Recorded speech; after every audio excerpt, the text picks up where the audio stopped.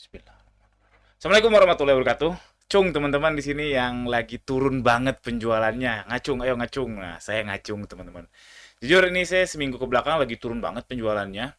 Buktinya apa ya? Tim saya jadi kurang sibuk ya. Jadi kurang sibuk.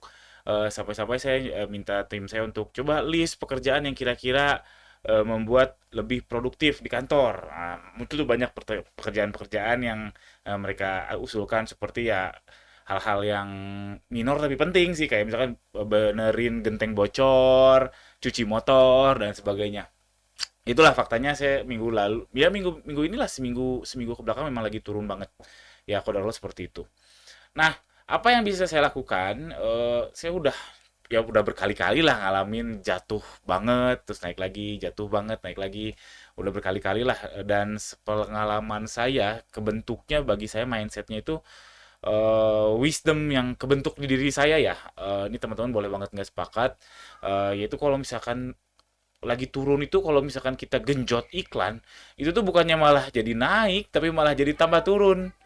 Jadi tambah turun. Oke, omsetnya naik, tapi tambah turun tuh artinya semakin boncos, semakin boncos, semakin rugi. Nah, itu kalau lagi turun jadinya semakin turun bukannya malah naik. Tapi kalau lagi naik, kalau kita genjot iklan bisa tambah naik.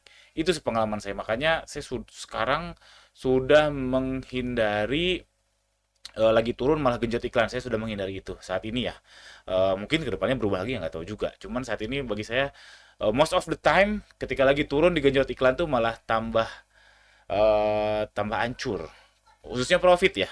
Sales mungkin bisa keangkat tapi ternyata boncos jadinya profitnya makin tergerus jadinya lebih parah. Lebih parah daripada saya membiarkan iklan. Itu. Jadi kalau sekarang sikap saya anda boleh nggak sepakat, saya kalau lagi turun iklan saya biarkan atau mungkin dikurangi tipis-tipis sambil melakukan hal yang lain. Itu hal yang saya lakukan berpikir midterm. Jadi saya berpikir langsung ke depan ketika si badai turun ini berakhir. Asalkan ini nih, asalkan belum sampai batas minus ya. Kalau turunnya sampai batas minus, oh ini teman-teman mungkin harus apa?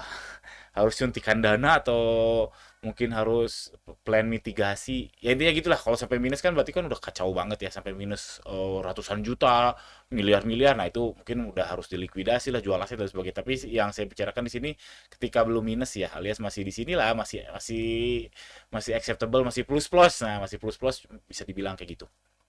Lanjut. Jadi sikap saya akan berpikir midterm. Midterm itu artinya jangka menengah ya, yang sekitar 2-3 bulan, 2-3 bulan sampai 6 bulan ke depan akan berpikir produk baru karena saya biasanya langsung mensuspek oh jangan-jangan bestsellernya memang udah nggak laku dan memang untuk nyari produk baru memang harus update terus ya.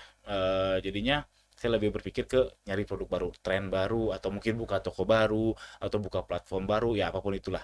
Yang intinya mencari peluang baru. Kalau saya produk baru. Kalau teman-teman mau peluang baru yang lain misalkan ya terserah. Lalu saya berpikir juga long term.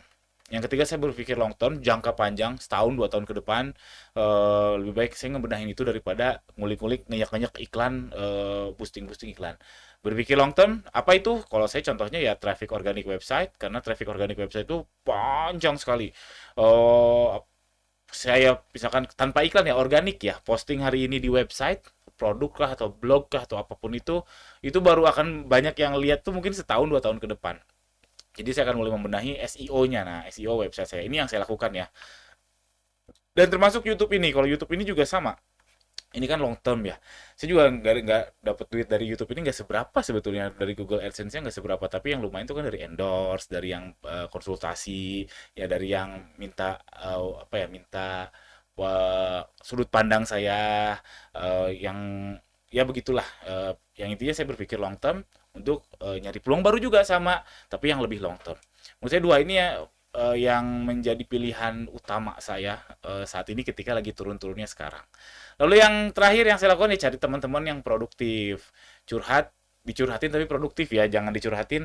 Aduh, gue lagi turun nih. Oh iya sama. Oh ya sudah, pasarnya mungkin lagi turun. Ah, itu menurut saya nggak produktif ya. Kenapa? Karena ya memang pasar pasti naik turun. Kalau kita selalu menyalahkan pasar, pasar kan di luar kontrol kita. Anda kan bukan bukan presiden ya yang bisa mengubah pasar. Anda bukan Pak Presiden ya Pak siapa Joe Biden gitu yang mengubah pasar dunia kan enggak. Itu pasar kalau kita nyalain pasar terus itu enggak produktif. Tapi cari teman yang memang produktif lagi turun. Oke, sama-sama turun. Apa nih yang bisa kita lakukan? Yang tadi balik lagi ke nomor 2, nomor 3, cari peluang baru dan seterusnya. Itu yang saya lakukan. Anda gimana? Nah, tuliskan di kolom komentar di bawah. Dan ngacung yang lagi turun banget, berarti kita satu nasib, kita satu server. Oke, sekian aja. Jangan lupa subscribe. Assalamualaikum warahmatullahi wabarakatuh.